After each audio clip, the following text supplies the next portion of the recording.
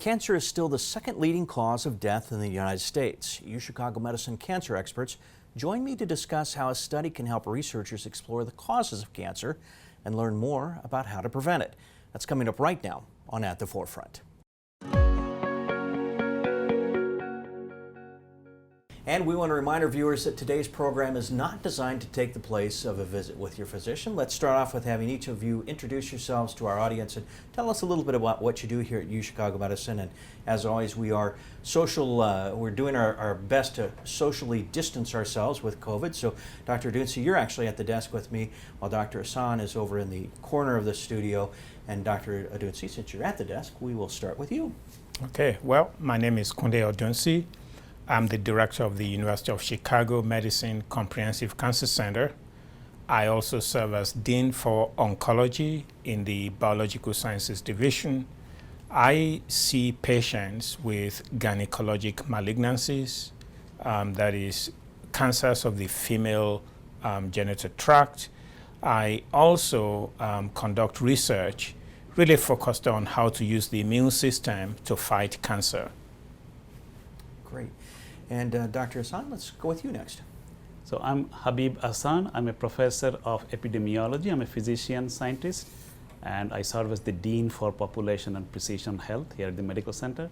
And I also direct an institute which is called Institute for Population and Precision Health. And my research focus is on the area of cancer prevention and early diagnosis of, at a population level.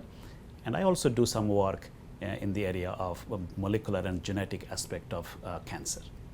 Great. And I want to get into more detail on the Institute of Population Precision Health and have you tell us, our viewers, a little bit about what that is and what you do there with the Institute as we proceed through the show. And Dr. Adounsi, you're relatively new to the UChicago Medicine family. You've been here for a little while now, but you're relatively new, and you have a pretty big job ahead of you as we build our new cancer center, and we'll probably mention that throughout the program because we're very proud of that and very excited about that. But what we're here to talk about today, though, is it's a study, the Connect for Cancer Prevention study, and I'm really curious if one of you, and I don't know who wants to start off on this, can tell us what that study is and what's the purpose of that, and then we'll get into more detail on the questions. I don't know who wants to take that one. I'll just kind of throw that out there, though. So I can start. So this is a national study on focusing on cancer prevention and early diagnosis. And there are other studies like that, but this would be one of the largest one and one of the newest one that would be focusing on these aspects. So the study is looking for essentially what causes cancer in different populations and why different individuals that are at different risk of getting different cancers and how can we prevent that. So that's the overarching goal for this study. So Dr. Adounsi, as a cancer researcher, I would imagine this is an exciting moment for you. It's really very exciting because the more we understand what causes cancer, the more we can figure out how best to prevent, how best to treat, and how best to help people live healthy lives even if they've had treatment for cancer. So this, in my view, is one of the most important studies that can be conducted in order to understand the basis of cancer. And the other important aspect of this is the fact that it's really trying to get as many diverse populations as possible because it's important for us to understand what causes cancer in different populations in our country. And I'm glad you brought that up because I think that is so important to the work that we do here, and I'm assuming that's part of the reason why we're one of the institutions that's involved in the study. Can you talk a little bit about that? Because I understand that there have been a few institutions that have been chosen to be kind of the premier or the lead institutions for the study, and we're one of them. Is that correct? Yeah. So let me start off, and I'll ask Dr. Hassan to jump in here. Sure. So we are an NCI, National Cancer Institute designated comprehensive cancer center. What that means is that we are one of those premier institutions where we have extensive breadth and depth in our cancer clinical taking care of patients, clinical care of patients, our cancer research, our education programs, as well as our ability to reach out into the community.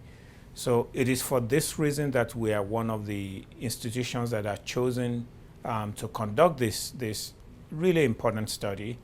And we have expertise in many of these areas, really led by Dr. Hassan. So I'm going to ask him maybe to jump in. Perfect. Dr. Hassan? Yeah, so as Kunle said, we are a National Cancer Institute designated comprehensive cancer center. And in fact, this study involves 6 major medical center systems across the nation. And University of Chicago is one that has the comprehensive cancer center. So in addition, as Dr. Odunse mentioned, that University of Chicago also serves one of the most diverse populations in the nations. And that is another reason we have been particularly of attraction to the National Cancer Institute to contribute to this study, so that diverse populations like from the south side of Chicago have an opportunity to participate and enrich this research study. And it's important as an institution like ours to be part of studies like this. I mean, that's a really positive thing for not only for the University of Chicago, but also for the neighborhood around us and the city. I don't know if you could speak to that again, Dr. Odunse.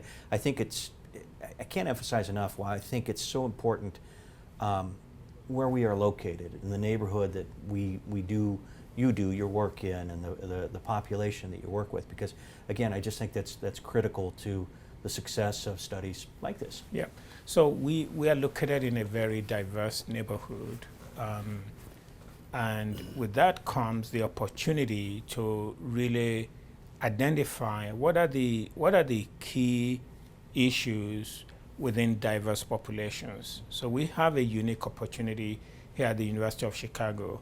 So for example, if you look at the demographics of Southside Chicago, predominantly African American. If you go a little bit further around our neighborhood, Latinx population. We have Asian Americans.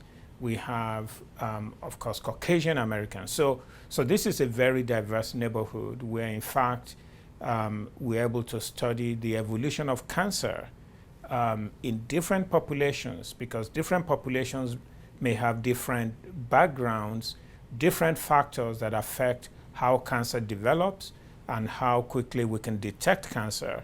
And so this study is really very critical for us because we believe we can contribute to the national data on cancer development in these different populations. And Dr. Hassan, what are some of the criteria for being involved in the study? Yeah, so anybody who is a patient of one of these 6 medical centers, and particularly for our case, who are a patient of the University of Chicago and its any affiliated centers, whose age is between 40 and 65 years, and who never had an invasive cancer before. So those are the criteria for someone to be eligible for this study. Are there significant time commitments for the study? Yeah, so this is one of the types of study that in so-called cohort study. So in other words, it's a longitudinal study where individuals who are free from cancer, we start with them and learn about their details about their lifestyle, what do they eat, how do they spend their life, and then what kind of other health problems or health conditions they had before. And then we follow them over time for many years, as some of them will be developing cancer, unfortunately. But through this study, then we can truly learn what predicts cancer and what we can do from those knowledge to identify prevention avenues. This is a question that comes up often. How will health information be protected? How will data be used? And I think people do sometimes get a little bit nervous about that kind of information. Sure. So the information and biological specimens that participants will donate for this study will be very strictly maintained at the central database using very strict federal rules and guidelines. And all the information, there will be some personal information will be collected as part of this study, but all of those information will be stripped and replaced by some codes. That way, there's no mechanism to actually track the individuals who have been in the study based on the subsequent data that will be analyzed to learn the results, what the results will be coming from.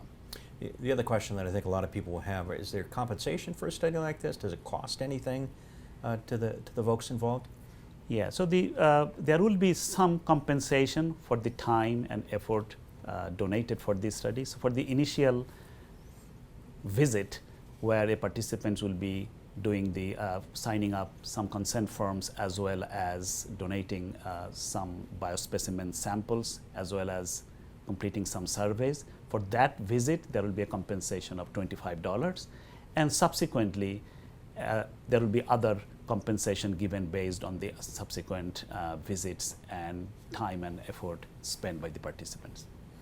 Dr. Dunce, what kinds of information, and this actually can be a question for both of you, what kinds of information do you hope to learn from this, researchers hope to learn from this type of study? Yeah, so we plan to obtain a wealth of information, as Dr. Hassan pointed out, starting just from baseline behavior. Do you smoke? How long have you been smoking? What is the diet? Exercise and physical activity. Are there environmental stressors for this person? Socioeconomic demographics. All of these types of information that affect health outcomes are what we're going to be collecting during this on this study.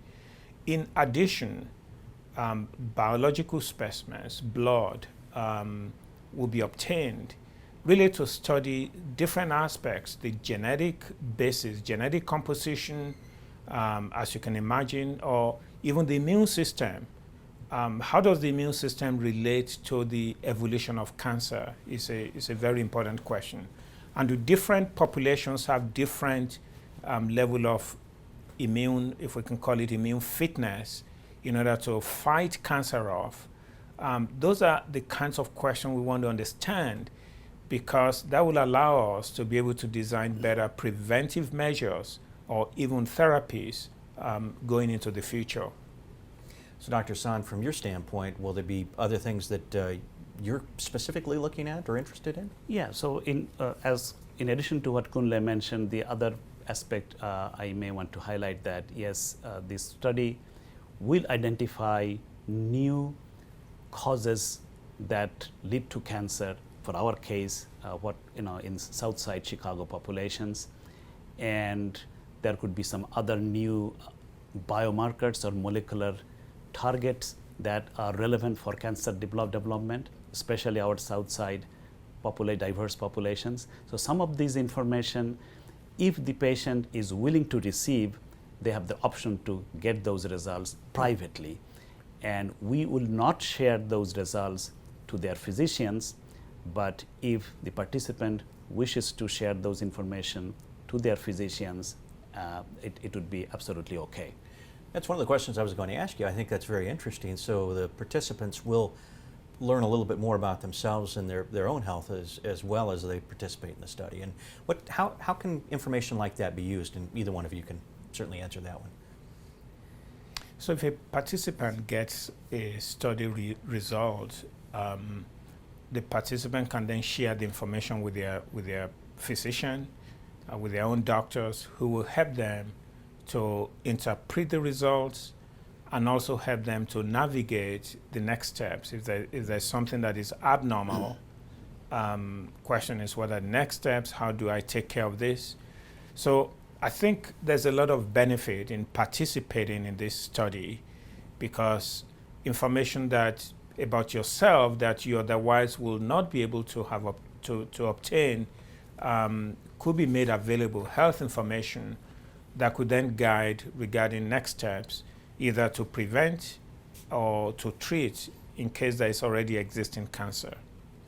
I'm kind of curious, Dr. Adonse, when you see a study like this, from your standpoint, and you look at the results, how long does it take? I mean, this study sounds like it'll last for years, but how long does it take for a study like this to actually have an impact on medicine?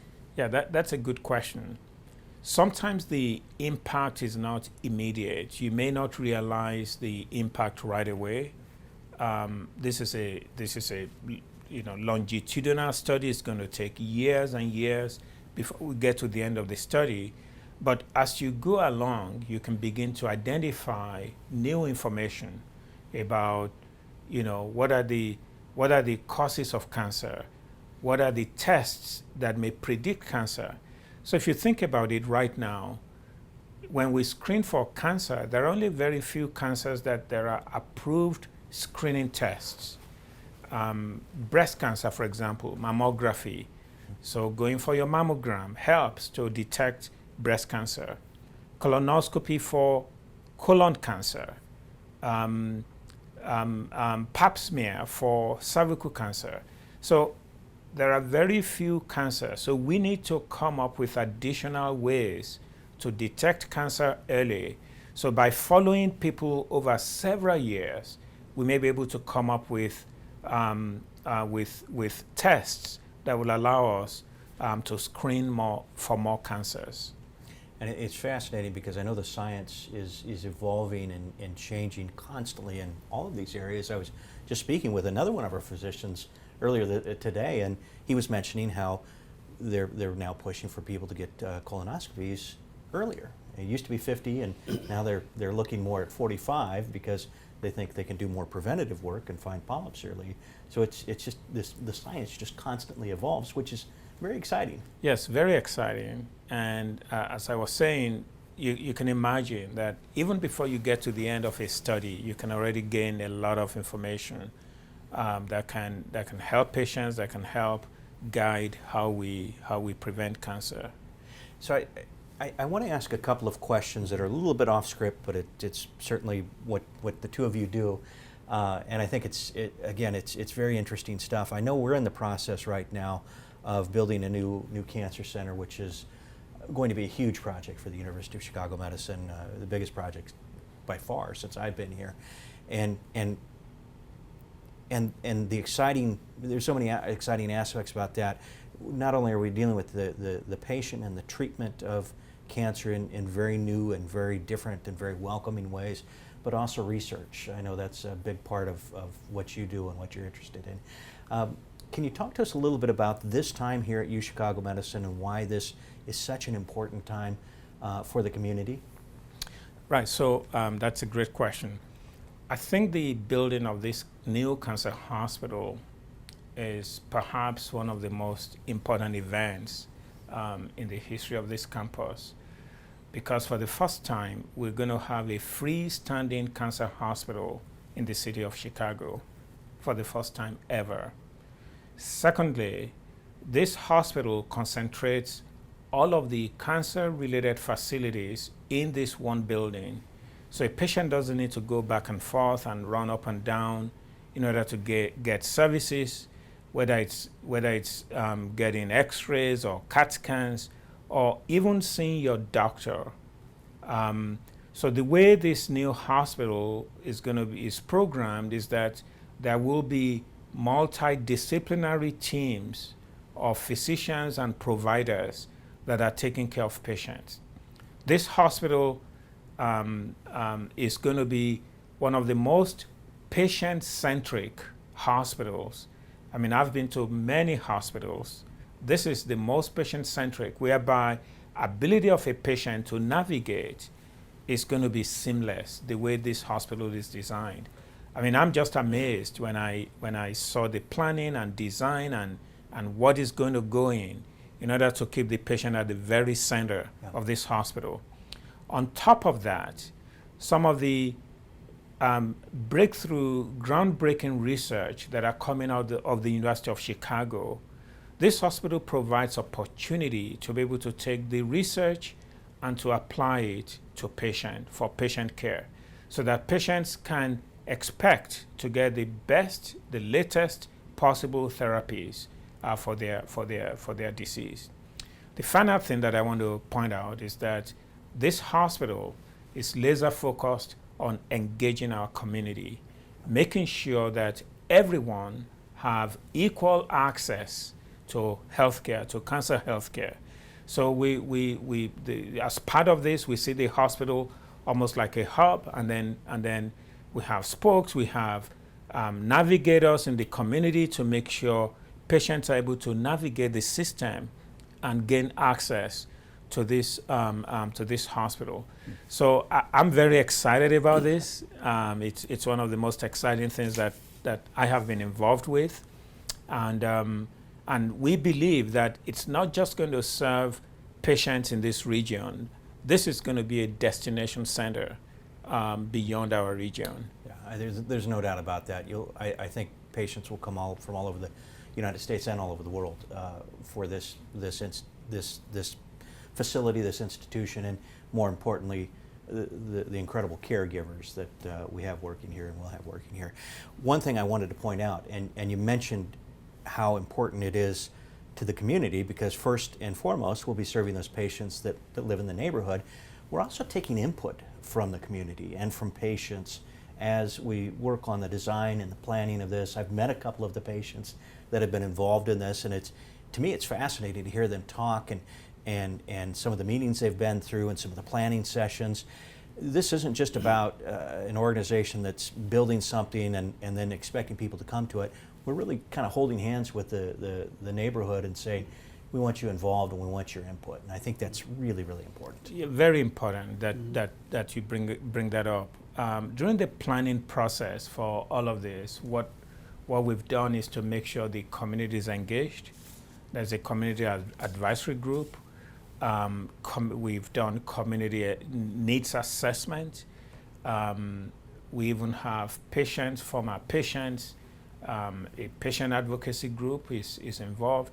So during every step of the design and planning process, the community has been very engaged, and we're very pleased with their input, with how they have provided their thoughts and comments, and all of this is being taken into account as the process continues.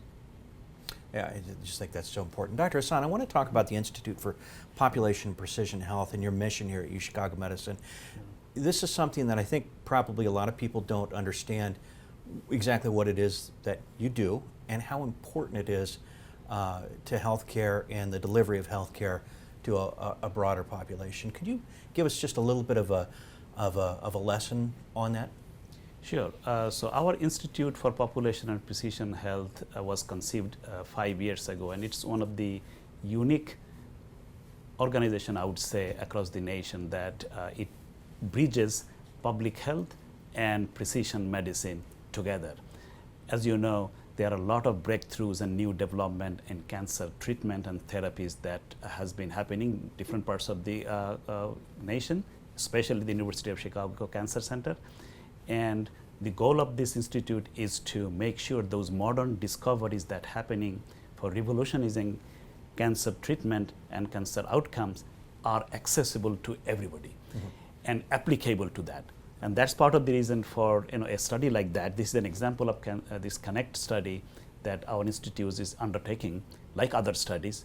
And the goal is to make sure that every segments of the population, whether it's from the south side Chicago or other parts of Chicago, they have an opportunity to participate in groundbreaking research so that the findings or lessons learned from these research studies can be directly applicable to them, and they get the benefit in a direct way. So, you know, it's interesting, and I've seen some of the statistics on cancer mortality and how those rates vary from different parts of town. Quite frankly, in Chicago, you're much more likely to die of cancer as an African American on the south side of Chicago than you are if you're Caucasian on the north side of Chicago. The numbers aren't even close. And that's why this is so important, and your work is so important, Dr. Hassan, because until we bridge that gap, those numbers are still going to be very, very inequitable, and I think that's so important. So I would be remiss if we got out of this program. We're not done yet, but I want to make sure that we know how people can sign up for the study and be part of the study. Can you give us that information? Yeah, so the easiest way, there are multiple ways if someone can participate in this study. The easiest way is to go to the website. Those who have access to internet is cancer.gov/connect study, one word. So cancer.gov/connect study, and someone can participate there. If someone, because our research staff, we have limited resources, a smaller number of staff working on this team, on this particular study. So some of our patients who are eligible, they might receive an email or a phone call or a letter who will be invited to participate in this study. So that's another way. Third, one of the patients who, when they come to the University of Chicago for other reasons, for any of their appointments, their routine appointment that they have, they can stop by at the second floor of our outpatient DCAM building, and where our Institute for Population and Precision Health team members are there, and they will be happy to help them in enrolling in this study. So is that the table that's set up right, second floor DCAM, right by the overlook area? Yeah, right. When you go, if you come from the parking lot, if you walk there, it's on the left side, right Yep. next to the staircase. Yeah, I've seen that, and I've seen people gathered around that table, so that's a good sign. Hopefully people are signing up. So one thing, and another thing I wanted to mention, there's our Institute for Population Precision Health, the type of research it does, as I was saying before, as Dr. Audencio was mentioning, that there are a lot of development in cancer treatments happening, but there's no better way to tackle cancer other than preventing it Yeah. to start with. So this cancer, Connect for Cancer Prevention study, that's the focus of that study, is to preventing cancer or delay the onset of cancer and identify these new causes of cancer that were known before, so that cancer could be identified early through many of the screening or other detection methods, so that the cancer can be treated better. So most of these therapies that are happening, that are developing for different cancers, they will work much better if they can be detected early. So that's why this study is so important even for cancer treatment or cancer mortality perspective. Yeah, that's an excellent point. And I don't know, would you mind if we spend a couple of minutes talking about cancer prevention, because it is such an important thing? And Dr. Audencio, I don't know if that's something you want to handle, but what are some tips just for people watching as far as cancer prevention? What should we look out for? Yeah, cancer prevention starts from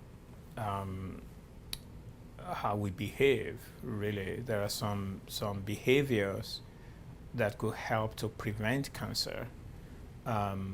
And simple things like eating well, avoiding food that is not healthy for the body, physical exercise, quitting smoking, minimizing alcohol intake. Those are simple things. Exposure to sun because of skin cancers. So those are simple measures that one can think of. I mean, that one should think of in terms of trying to minimize and prevent the risk of cancer. So cancer prevention starts from behavior, then we go on to early detection of cancer, where it's important to go for your screening tests. We talked about colonoscopy earlier. We talked about pap smear. We talked about mammography. Those are screening tests whereby if you go regularly, even if cancer is present, it's likely to be at very early stage where it's potentially curable. So those screening tests are very important as part of the entire cancer prevention program. Yeah, it's just such important information, and I don't think we can stress that enough. So I'm glad you brought that up, and I'm glad we mentioned that during the program. So, and we will have graphics up throughout the show. We talked a little bit about how people can sign up, but we'll certainly make that available throughout the program as this airs on YouTube. Another question I had, final question possibly, is if people are interested in careers in public health sciences, What would you recommend they do? And Dr. Hassan, I don't know, that may be one for you.